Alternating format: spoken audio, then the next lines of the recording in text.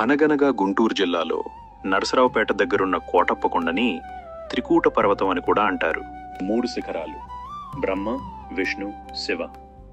ఈ 3 రూపాలను రుద్ర రూపాలుగా భావిస్తారు. ఇక్కడ శివుడు త్రికోటేశ్వర స్వామిగా పూజలందుకుంటాడు. ఈ కొండకి ఆ పేరు రావడానికి, అక్కడ అంత పెద్ద ఎత్తున తిరునాళ్లు జరగడానికి కారణం ఆనందవల్లి గొల్లభాం అనే ఒక గొప్ప భక్తురాలు.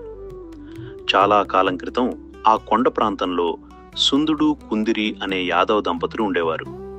వారికి లేక పుట్టిన బిడ్డ ఆనందవల్లి. ఆమెనే అందరూ గొల్లభామ అని పిలిచేవారు. చిన్నప్పటినుంచే ఆనందవల్లికి శివుడంటే అమితమైన భక్తి. ఆటపాటలు పక్కన పెట్టి నిరంతరం ఆ త్రికోటేశ్వరుడి ధ్యానంలోనే గడిపేది. ఆ రోజుల్లో కోటయ్య స్వామి ఆలయం రుద్రశిఖరం పాత కోటయ్య గుడి మీద ఉండేది.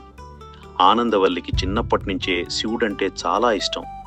పొద్దున్నే లేచి స్నానం చేసి పూలు పట్టుకుని ఆ ఎత్తైన కొండ ఎక్కేది. అప్పట్లో ఆ కొండ చాలా ఎత్తుగా, ఎక్కడానికి కష్టంగా ఉండేది.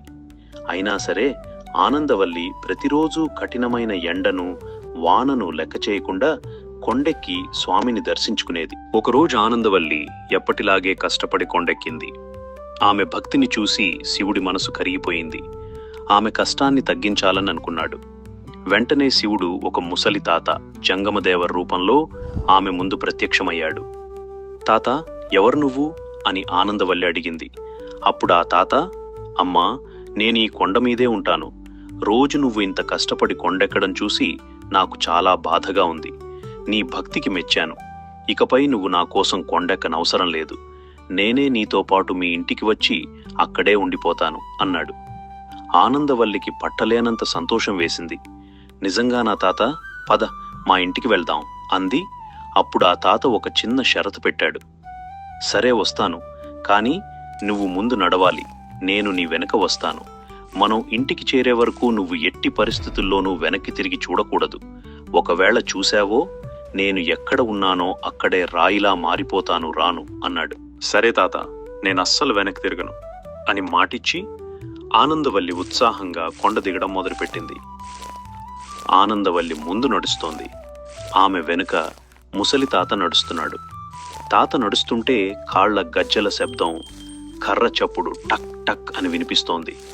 ఆ శబ్దాన్ని బట్టి తాత వస్తున్నాడని ఆనందవల్లికి ధైర్యంగా ఉంది. కొండ సగం దిగాక ఇప్పుడు మనం చూస్తున్న కొత్త కోటయ్య గుడి బ్రహ్మశిఖరం దగ్గరకు రాగానే ఒక్కసారిగా వెనుక శబ్దం ఆగిపోయింది. ఆనందవల్లికి కంగారు వేసింది. అయ్యో, తాత అలసిపోయాడేమో, లేక ఆగిపోయాడేమో అని అనుమానం వచ్చింది. దేవుడికిచ్చిన మాట మర్చిపోయి ఆదుర్దాగా తిరిగి చూసింది. అంతే, వెనక్కి తిరిగిన మరుక్షణం ఆ ముసలి తాత మాయమైపోయాడు. ఆయన నిలబడిన చోటే ఒక పెద్ద శివలింగం వెలిసింది.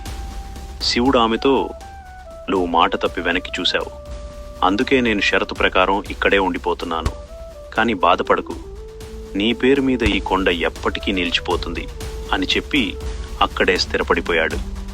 ఆనందవల్లి తన తప్పు తెలుసుకుని స్వామి పాదాల దగ్గరే ఉండిపోయి ఆయనలో ఐక్యమైపోయింది. కొన్ని కథల్లో ఆమె కూడా రాయిగా మారిందని చెప్తారు.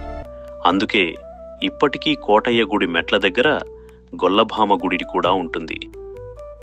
దేవుడు గొల్లభామ కోసం కొండ దిగి కిందకు వస్తుంటే మధ్యలోనే ఆగిపోయాడు కదా. ఆ విషయం తెలిసి చుట్టుపక్కల ఊర్ల ప్రజలందరూ, నువ్వు రాకపోతే ఏంటి స్వామి, మేమే నీ దగ్గరకు వస్తాం, అది కూడా మామూలుగా కాదు, ఆకాశమంత ఎత్తులో ప్రభలు కట్టుకుని వస్తాం అని నిర్ణయించుకున్నారు. అందుకే ప్రతి శివరాత్రికి పెద్ద పెద్ద కర్రలతో, రంగురంగుల బట్టలతో, నెమలి ఈకలతో అలంకరించి ట్రాక్టర్ల మీద భారీ ప్రభలను కట్టుకుని డప్పులు కొట్టుకుంటూ కోటయ్య దగ్గరకు వెళ్తారు. అదే కోటప్ప కొండ తిరునాళ్లు. కథలోని నీతి, భక్తి ఉంటే దేవుడు మన కోసం దిగి వస్తాడు. కానీ దేవుడికి ఇచ్చిన మాటను లేదా నమ్మకాన్ని మనం ఎప్పుడూ నిలబెట్టుకోవాలి.